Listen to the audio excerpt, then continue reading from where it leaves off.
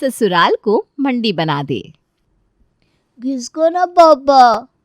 अरे कहाँ खिसक जाओ बेटा, जगह हो तो घसको ना। जरा तुम भी सरको शिप्रा। क्या सरको सरको सरको कहकर फ्लैट से मुझे अपने जॉइंट फैमिली के घर में ले आए तुम। अब क्या चाहते हो, सड़क पर चली जाऊं मैं? वो कौन सा दिन था जिस दिन मैंने तुम्हें हाँ कहा था? पागल हूं मैं।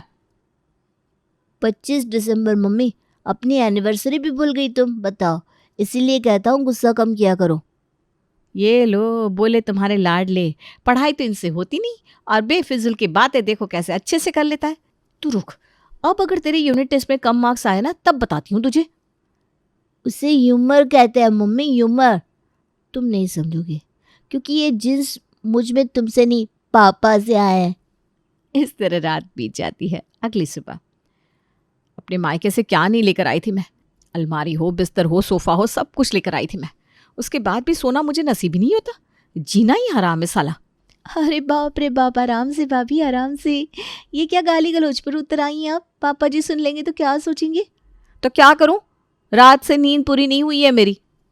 तू ही बता, नींद पूरी ना हो औरत की तो चिढ़ेगी ही ना। 24 घंटे काम करती हूँ मैं, एक टांग पर रसोई में खड़ी रहती हूँ। उसके बाद भी जब रात को बिस्तर पर जाती हूँ तो जगह ही नहीं होती। तभी हॉल से मोहित आवाज लगाकर कहता है, पापा तब से बैठे हुए हैं, पराठे लाती रह गई क्या तुम शिप्रा? अरे ला रही हूँ भाई, ला रही हूँ। खुद चढ़ जाओ क्या तवे पर। शिप्रा पराठे लेकर बाहर आती है और क्या देखती है कि आशु तो अभी तक तैयार ही नहीं हुआ। ये क्या, तो अब तक तैयार नहीं हुआ?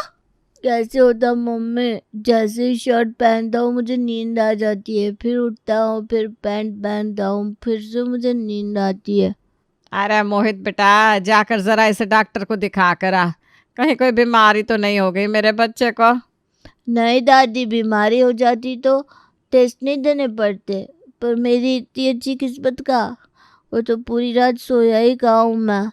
कभी मम्मी कहती थी इधर किसको, कभी पापा कहते थे उधर किसको। ऐसे में मुझे नींद कैसे आती दादी? सुन रहे हो तुम, बच्चा रात भर सोया नहीं तुम्हारे कारण। अरे घर में मेंबर बढ़ रहे हैं तो चीजें भी बढ़ाने की सोचो।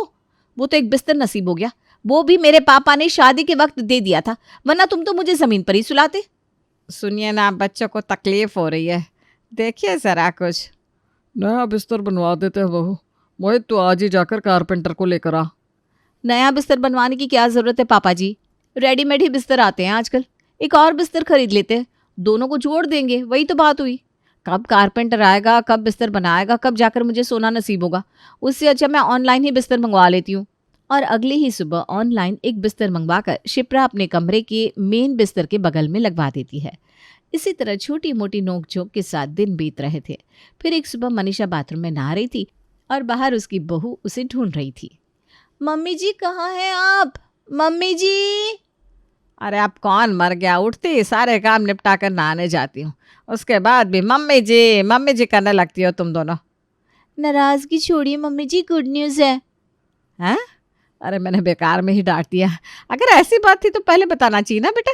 चल तू बैठ, मैं तेरे पैरों में मालिश कर देती हूँ, आजा। मेरे पैरों में मालिश क्यों करेंगी आप मम्मी जी? फिर तो मैं एक और बेड ही मंगवा लेती हूँ। आप लोग क्या समझ रहे हैं, वो वाली गुड न्यूज़ नहीं।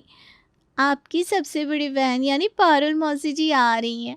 कितनी बार कहा मैंने आपको बाथरूम में फ़ोन ले जाया कीजिए, जब भी आप नहाने जाती हैं और बाहर आपका फ़ोन बज जाता है। सो मैंने उठा लिया था। वही मौसी जी कह रही थी कि कल तक पहुंच जाएंगी।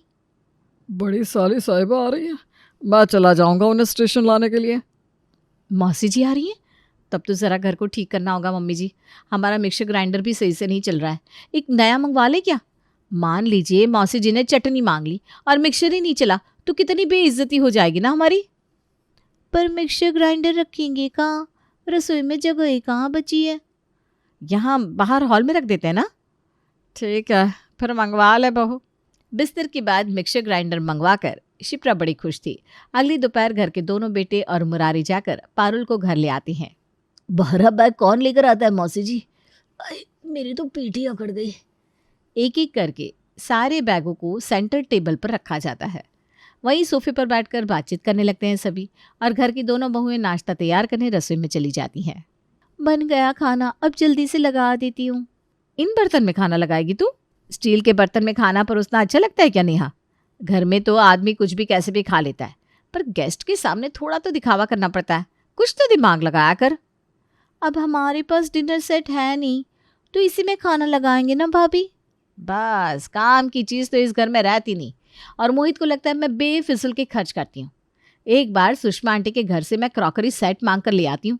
अभी तो एक बार का खाना हो जाएगा, फिर शाम को वक्त मिलते ही बाजार जाकर एक डिनर सेट खरीद लेंगे। शिप्रा फौरन अपनी पड़ोसन के घर जाकर डाइनिंग सेट लेकर आती है और अपनी मौसी सास को खाना परोसती है। अरे ये क्या बात हुई बहू कि हम सब खाना खाएंगे और तुम दोनों खड़ी रहोगी। बैठो नेहा, बैठो शिप्रा। ठीक है ना मौसी जी, आप लोग खाइए, मैं गर्मा गर्म फुलके सेकती जाती हूँ और लाती हूँ। शिप्रा भाभी आप भी बैठ जाइए खाने पर। शिप्रा आगे आकर बैठने जाती है, पर वो बैठेगी कहाँ? घर के सारे लोगों ने पहले ही चेयर्स ले लिए थे। डाइनिंग टेबल ज़रा बड़ा होना चाहिए था, नहीं जीजा जी? बेटों की शादी हो गई है, अब तो दिन भर फ्री रहती होगी मनीषा, तो इन चीज़ों पर ध्यान रखा कर ज़रा। इस उम्र में हम बूढ़ों का काम ही क्या होता है, घर में क्या घटा क्या बढ़ा इन पर नज़र रखने का। खैर मेरा खाना हो गया, मैं जा रही हूँ आराम करने। इतनी लंबी जर्नी के बाद ना बहुत थकावट हो गई है। पारुल अपने कमरे में सोने चली जाती है, पर एक कीड़ा शिप्रा के दिमाग में छोड़ देती है, बड़े से डाइनिंग टेबल का। रात को शिप्रा मोहित से कहती है, 20,000 रुपये चाहिए मुझे। अच्छा ये ले पकड़ 20 रुपये, और इसमें 1000 मिला लेना, हो गया 20,000। रात में ना मेरे साथ मजाक मत किया करो शिप्रा, ऐसे ही आज मौसी जी के बैग उठा उठा कर कंधे दुख रहे हैं मेरे। मजाक नहीं कर रही हूँ मैं, देखा नहीं आज कैसे मौसी जी ने बातों बातों में कह दिया। बड़ा डाइनिंग टेबल नहीं है क्या मनीषा? अब वो जितने दिन रहेगी टेबल की प्रॉब्लम तो होगी ना। 2 दिन की बात है शिप्रा, एक बार मौसी जी ने बोल दिया तो क्या हम डाइनिंग टेबल ले आएंगे? और ऐसे भी कौन से रोज़ रोज़ मेहमान आते हैं हमारे घर। हम लोगों की ज़रूरत के हिसाब से हमारा डाइनिंग टेबल ऑलरेडी बड़ा ही है। साथ में बैठकर खाते ही कहाँ हैं हम, कोई कमरे में खाता है, कोई सोफे पर बैठकर। ठीक है, फिर कल सुबह दोपहर और रात का खाना नेहा अकेले ही बना लेगी, क्योंकि अब रसोई में मैं नहीं जा पाऊंगी। अगर मौसी जी पूछेंगी कि नेहा अकेले क्यों काम कर रही है तो जवाब तुम दे देना। 20,000 में हो जाएगा ना? अपनी मौसी के सामने अपने खानदान की इज्जत बचाने के लिए बेचारा मोहित चुपचाप 20,000 रुपये निकाल कर अपनी बीवी के हाथ में रख देता है। अपनी आंखें मसलती हुई सवेरे सवेरे मनीषा अपने कमरे के बाहर आती है और डाइनिंग टेबल से टकरा जाती है। सत्यानाश हो, मेरे कमरे के बाहर ये डाइनिंग टेबल कौन सरका कर लिया है? आज पिटाई खाएगा तू आंसू मुझसे। मनीषा चश्मा पहनती है और देखती है कि डाइनिंग टेबल तो अपनी जगह पर है। वहाँ एक डाइनिंग टेबल है, यहाँ एक डाइनिंग टेबल है, या अचानक रातों रात घर में 2-2 डाइनिंग टेबल कैसे हो गए? भाभी ने मंगवाया है मम्मी जी। जी मम्मी जी, मैंने मंगवाया है। अब मैं नहीं चाहती कि मेरे सामने कोई मेरी सास को इस बात पर ताने दे कि हमारे घर में चीज़ों की कमी है। मैं तुझे कुछ लाने से मना करती हूँ क्या कभी बेटा? पर डाइनिंग टेबल की क्या ज़रूरत थी? और ये पारुल तो बेकार में फेंकती है, इसके घर में तो लोग ज़मीन पर बैठ कर खाते हैं और हमारे यहाँ डायलॉग मार रही है। आज रात को तो निकल जाएगी वो, फिर क्या करेंगे इन 2-2 डाइनिंग टेबल का? पर मनीषा को पता नहीं था कि पारुल के जाने से पहले भी अभी बहुत सा ड्रामा होना बाकी था। अरे शिप्रा बेटा ज़रा यहाँ आना, ये बैग में से चीज़ें मिल ही नहीं रही। तो आपने अब तक अपने कपड़े बैग में क्यों रखे मौसी जी? कोई होटल में थोड़ी ना है, आप घर पर है। लाइए, मैं बैग का सामान अपनी अलमारी में रख देती हूँ। बड़ी गुणवान है बेटा, बड़ी गुणवान है। शिप्रा अपनी मौसी सास का बैग लेकर अपने कमरे में जाती है, पर उसकी अलमारी में इतनी जगह नहीं होती कि पारुल के कपड़े उसकी अलमारी में आ सके। इस घर में सबको लगता है कि मैं बेकार की चीज़ें मंगवाती रहती हूँ। एक और अलमारी होती तो ये प्रॉब्लम नहीं होती। आज मुझे फिर से ताने सुनने पड़ेंगे मौसी जी से। गुस्से में शिप्रा अपनी मौसी सास के कपड़ों को दूसरे डाइनिंग टेबल पर लगा देती है। इससे डाइनिंग टेबल का यूज़ भी हो जाता है। आराम से 2 दिन अपनी बहन के यहाँ छुट्टी मनाकर पारुल वापस लौट जाती है। अगली सुबह खाने के टेबल पर क्या काम आ रहा है ये नया डाइनिंग टेबल? बेकार में मंगवा लिया ना तुमने।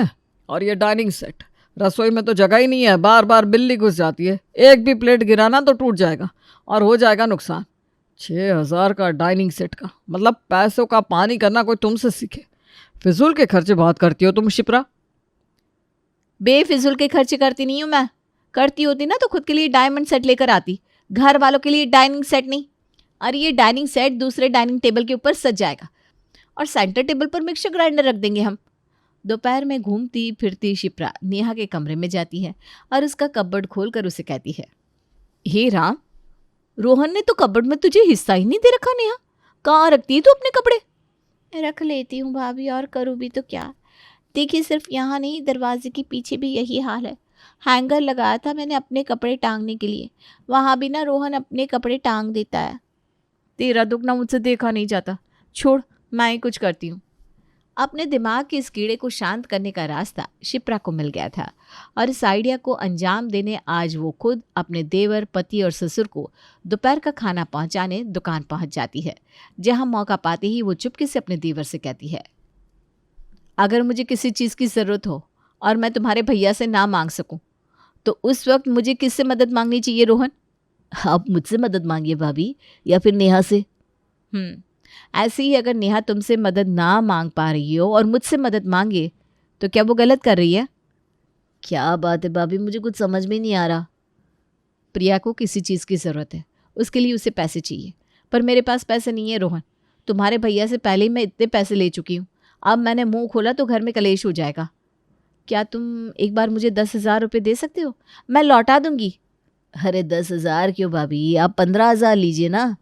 बिना सोचे समझे रोहन अपनी भाभी को 15,000 रुपये दे देता है। रात को जब सभी दुकान से लौटते हैं तो उन्हें मिलती है हॉल में एक बड़ी सी अलमारी। भगवान, ये घर है या स्टोर रूम? जरा भी जगह नहीं बची हॉल में। ये अलमारी कौन लाकर रख गया यहाँ? मजाक बात करते हैं देवर जी आप। इस अलमारी के पैसे आप ही ने तो दिए थे मुझे। बेचारी नेहा को कपड़े रखने में प्रॉब्लम हो रही थी, तो मैंने एक अलमारी मंगवा ली। अब आराम से पापा जी या आप में से किसी को भी अपने कपड़े रखने हो तो वो भी अपने कपड़े रख सकता है। कितनी बड़ी अलमारी है, अब बहुत सस्ते में आई है। एक काम क्यों नहीं करती शिप्रा, हमारे हॉल को किराए में देना शुरू कर दो।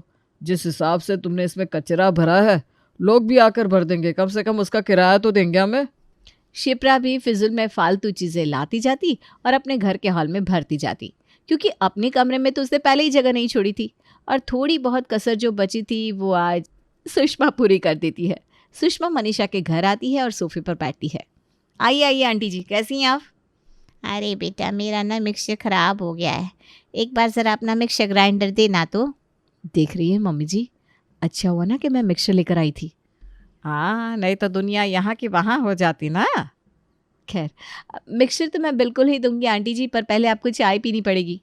शिप्रा रसोई में जाती है और चाय बना कर लाती है, पर सेंटर टेबल इतना भरा हुआ था कि चाय रखने की भी जगह नहीं थी, जिस पर टॉन्ट मारती हुई सुषमा कहती है, एक सेंटर टेबल और ले आती बेटा, ये दिक्कत ना होती।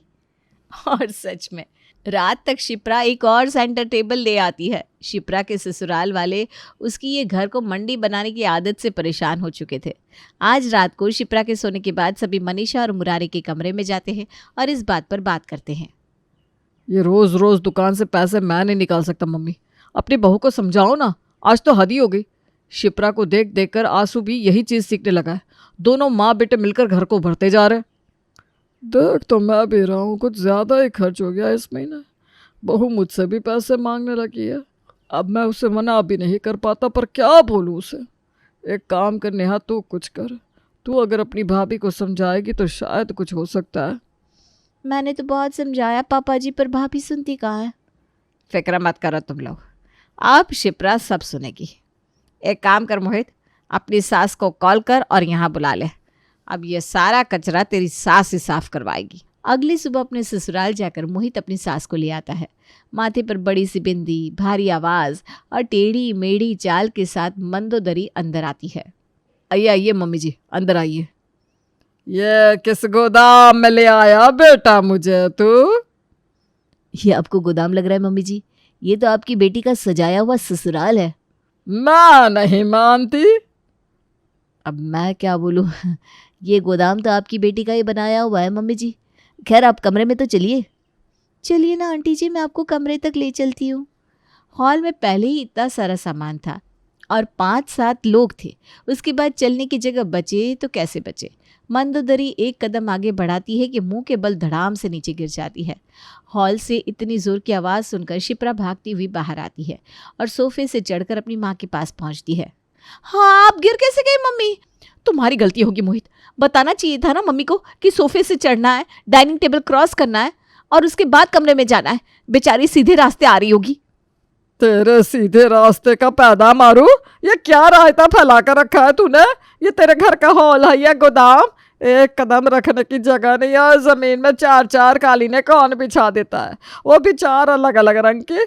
2 sofa set, 2 centre table, 2 dining table. ये हॉल है कि मजाक? किराए पर देने के लिए सामान इकट्ठा कर रही है क्या तू? बहू का कमरा तो अभी तक आपने देखा ही नहीं समधन जी। हमारी बहू ना हम शक्ल खेलती है। एक जैसे 2 सामान उसके कमरे में मिलेंगे। 2 बिस्तर है, 2 पंखे हैं, 2 लालटेन है। बस बच्चा और पति एक एक है आंटी जी। मैं समझ गई दामाद जी कि सुबह सुबह आप मुझे यहाँ क्यों लेकर आए। बस 2 मिनट दीजिए मुझे। मंदोदरी अपनी बेटी का हाथ पकड़कर उसे रसोई में लेकर जाती है और एक घुमाकर उसकी पीठ पर मारती है। माँ गलती हो गई। जैसे ही आवाज़ हॉल तक आती है सभी समझ जाते हैं कि अब उन्हें कुछ भी करने की ज़रूरत नहीं है और मनीषा का प्लान पास हो चुका है। ज़्यादा सामान नहीं भर लिया है क्या हॉल में हमने? मैं क्या कहती हूँ मम्मी जी। नहीं नहीं बेटा, मुझे तो कम ही लग रहा है। क्यों? क्या मम्मी जी आप भी ना मजाक कर रही हैं? मैं OLX पर डाल देती हूँ, सब चीज़ें बिक जाएंगी, मोटा पैसा भी आ जाएगा और फिर मैंने जिन जिन से पैसे लिए मैं सबको वापस भी कर दूँगी। ठीक है ना मम्मी? हाँ ठीक है ठीक है, 2 दिन में ये सब बिक जाना चाहिए। और अगर दोबारा तूने अपने घर को सब्जी मंडी बनाया ना तो अगली बार तू ही 2 देखेगी सबको। हाँ। अपनी बेटी के होश ठिकाने लगाकर मंदोदरी वापस लौट जाती है और शिप्रा के ससुराल वालों को शिप्रा की नौटंकी से छुट्टी मिल जाती है।